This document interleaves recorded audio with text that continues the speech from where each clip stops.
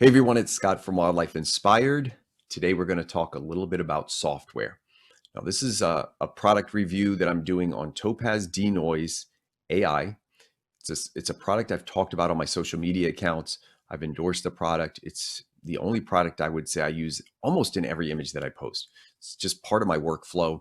And in this video, what I hope to do is tell you a little bit about how the software works on a very basic level. I'm not going to get real techie on this stuff. On a basic level, how does the software work? And look at the three different modes that it processes. And those three modes are called Denoise AI, AI Clear, and Low Light. I'm actually going to run an image through all three, do a comparison, and talk you through my settings on each of those. And then at the end, little surprise.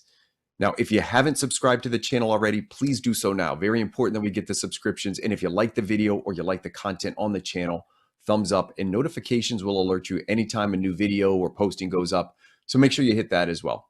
So hopefully you enjoy the product review. Let's get right into it.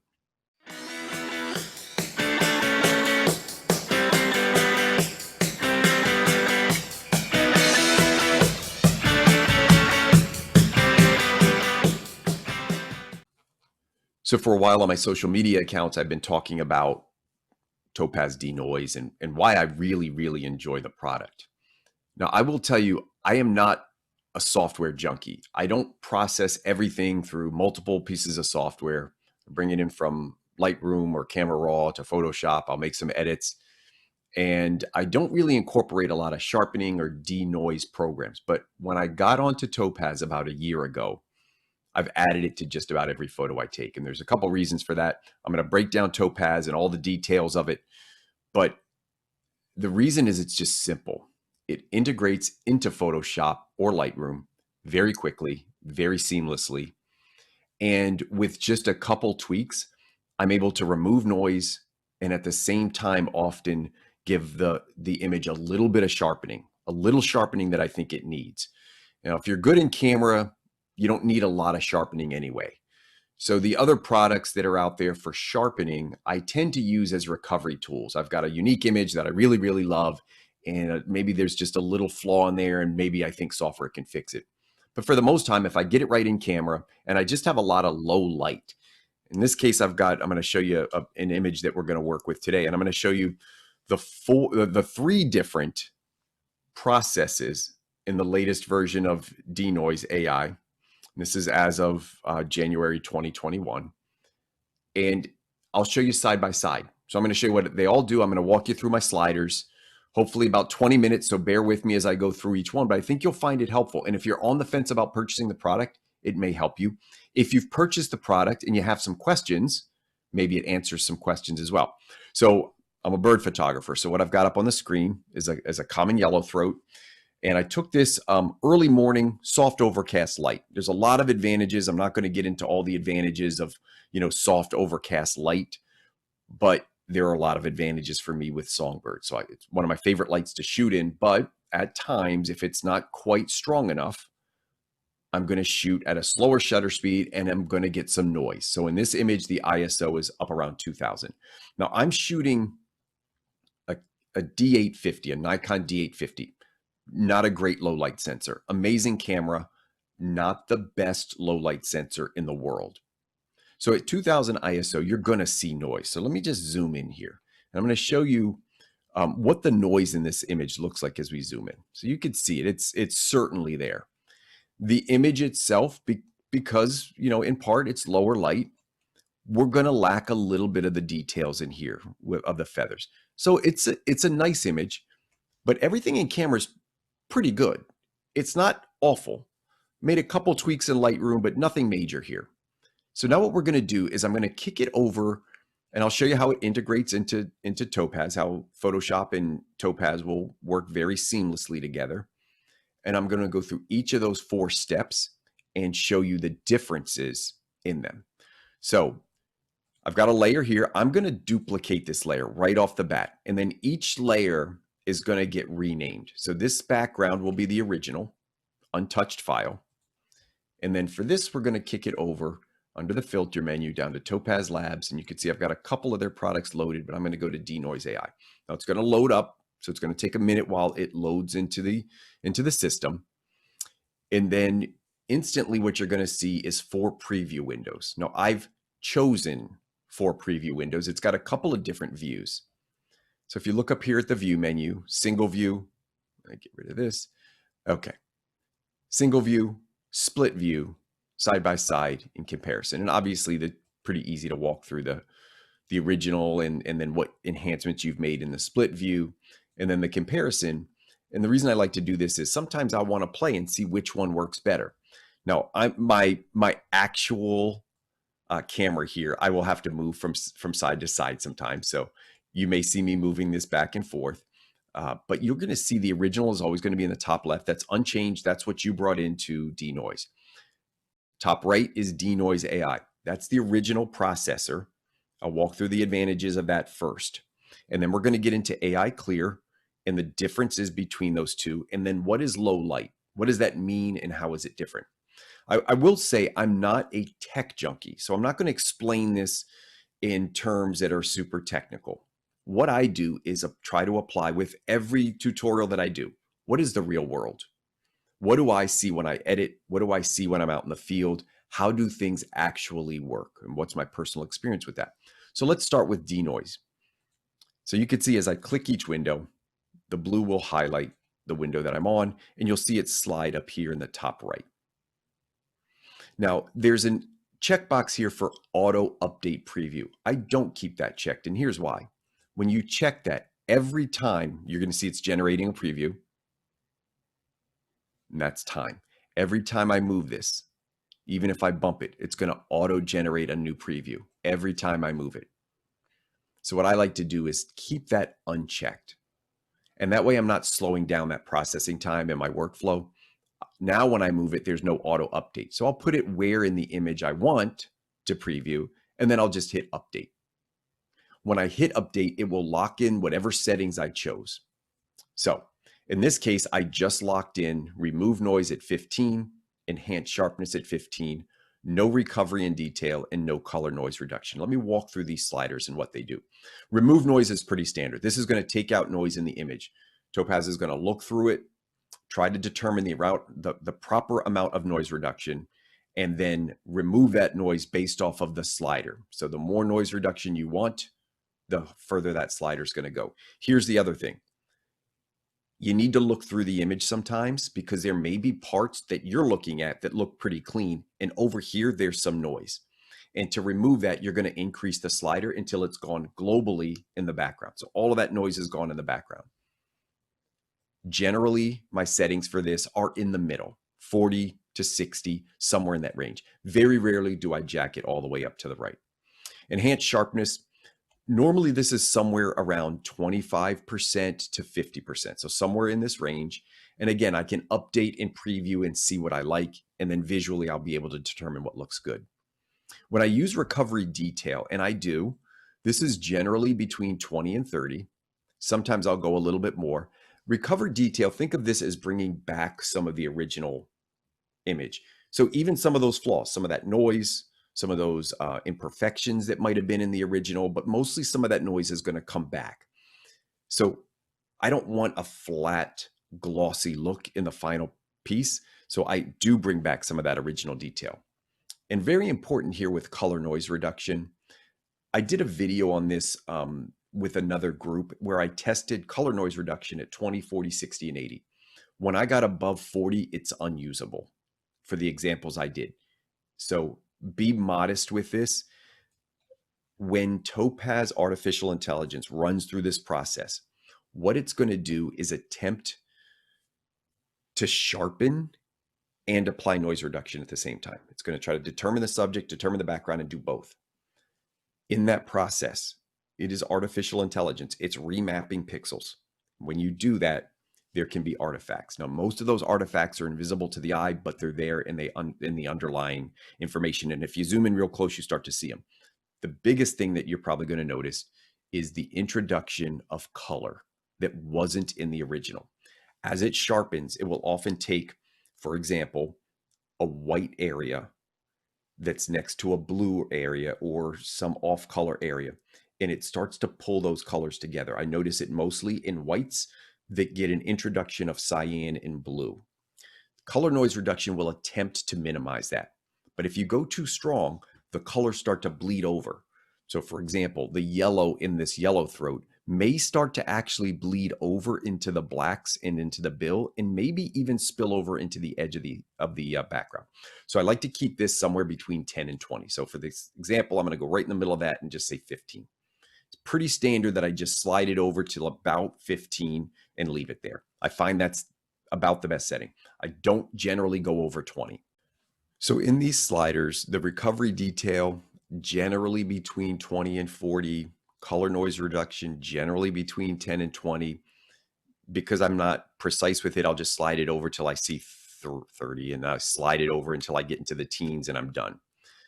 Remove noise, I will start to play around with a little bit as I generate the preview. So I've got settings that I think are going to work in Denoise AI. What I want you to notice here is the update processing time. So when I click update, watch how long this takes. Now, if you've got other applications running, you've got a larger file, a slower computer, that's all going to change. But that update time when you're using Denoise is going to be a little bit longer compared to the next mode, which we're going to look at, which is AI Clear. Now, I'm going to apply this and also notice the time that it takes to apply. So here we go. And when I apply this, it's taking those settings and it's putting them into the current layer that I was working on.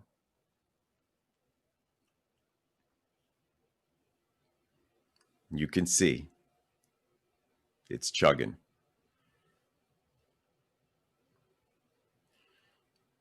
You can even see the frame rate of the video probably slowing down because it's chugging.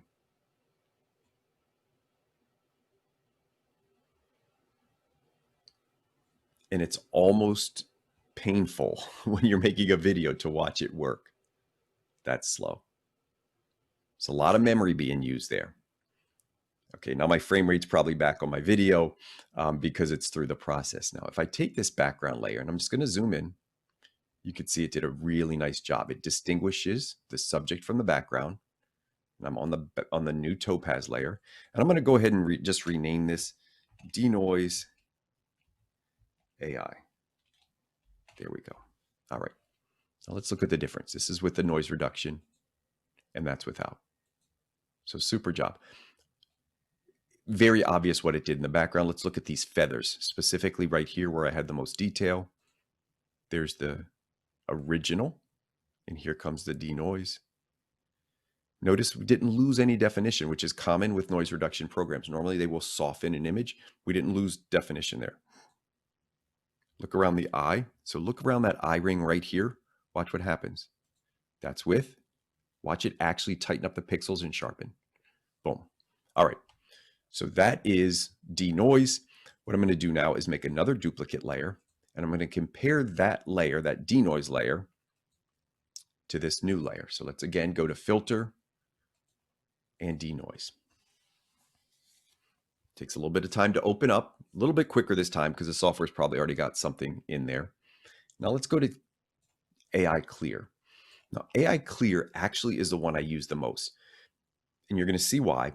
In my workflow, I edit a lot and I post regularly. So I edit a lot of images. I'm not somebody who just does a fine art piece and edits it for a couple hours, prints it and sells it at a high price. I'm more of a social media presence and I like to get images out every day. So I'm constantly editing pictures for my social media content. Because of that, the images don't have to be perfect.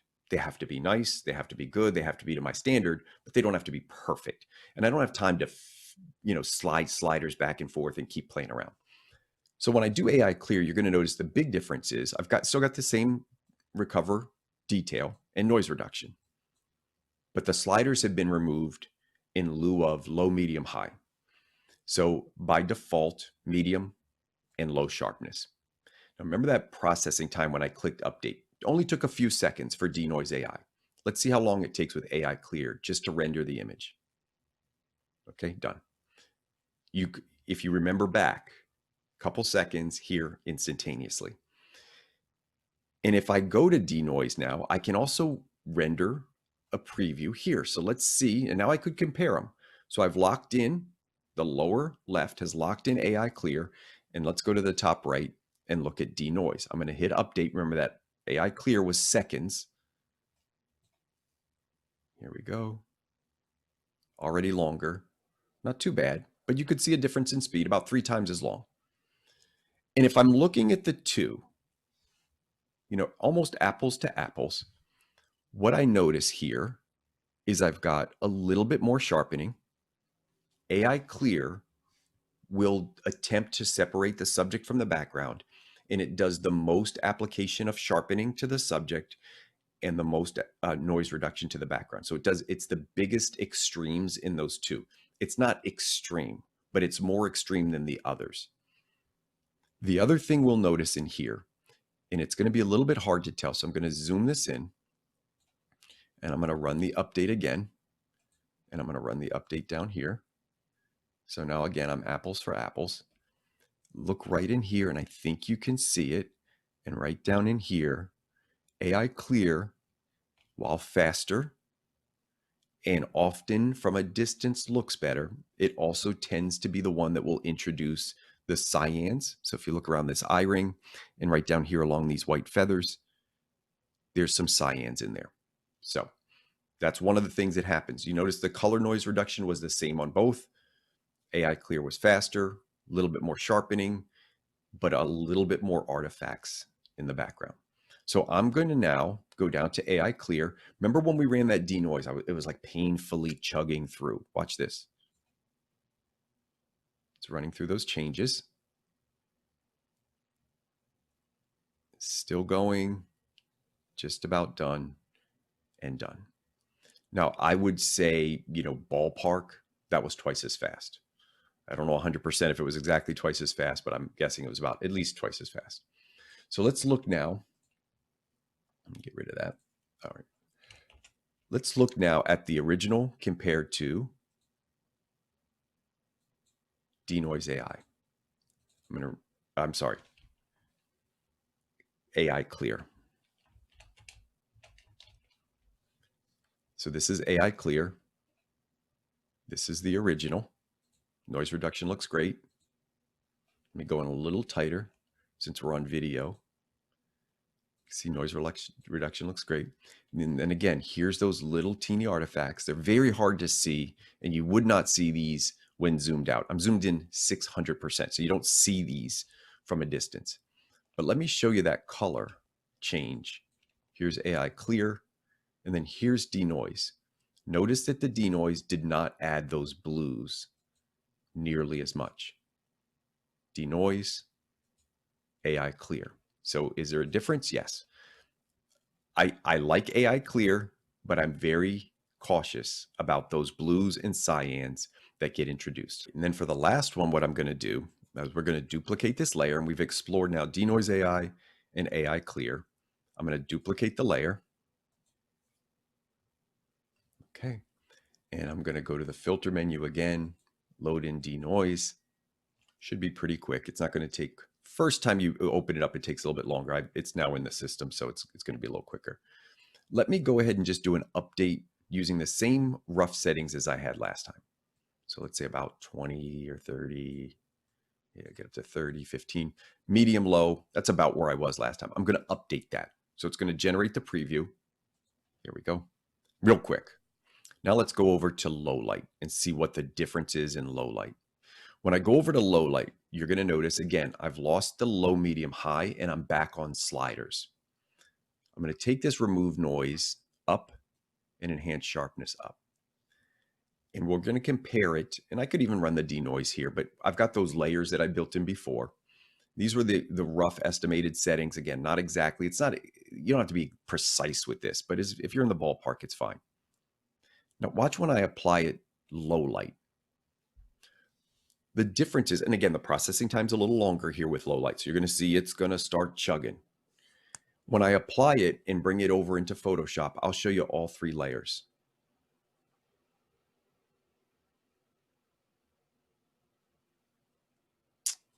Okay, now that last, I took away the processing time. I cropped it out because it was just painfully slow. It took over a full minute to process and render that image and bring it in. Again, relative to AI Clear, much, much, much longer. And it actually seems like it's even longer than Denoise AI when I use low light. I didn't think it would be. And I'll show you the difference with low light. Low light tends to apply noise reduction very globally. So when you think about, I said AI clear separates the background from the subject the most and attempts to sharpen the subject the more relative to the other two. Low light does the opposite. It is the least separation of subject and background. It just removes the noise almost universally. So that's kind of the difference with the three. Now, let me rename this one real quick, just so we know which layers we're working on. And we'll call this low light. Now, let's go back to the very beginning and we'll run through all three. And I'll show you the comparison of those, of the low light to the other two. This is low light, zoomed in 200%. There's the noise. Noise is gone. Now watch the subject as I go to AI clear. So noise in the background is going to be pretty similar to the two, but watch when I go to AI clear. Here it comes. There. Notice it's sharpened. So go back to low light. This is low light. That's AI sharp or AI clear. So you can see low light did not make an attempt to sharpen nearly as much. It also did not introduce the artifacts that happened with that sharpening. So no real artifacts here. Smooth application of noise reduction. So if you're just looking to globally remove noise without the sharpening, low light is the best option. If you're looking for the fastest option, just to make quick decision, separate subject from background, apply the most sharpening, looks great from a distance. If you're sharing on social media or Instagram, these small imperfections aren't going to be obvious. AI clear. If you're looking to have the flexibility to adjust sharpening and noise reduction separately on sliders, it's going to take a little bit longer, and you may have to keep tweaking it. Denoise AI is the way to go. So I use different ones for different applications. I think you see those three differences now. And again, I'm just going to scroll through them one last time before I close down the video and then mention a couple other things about Topaz.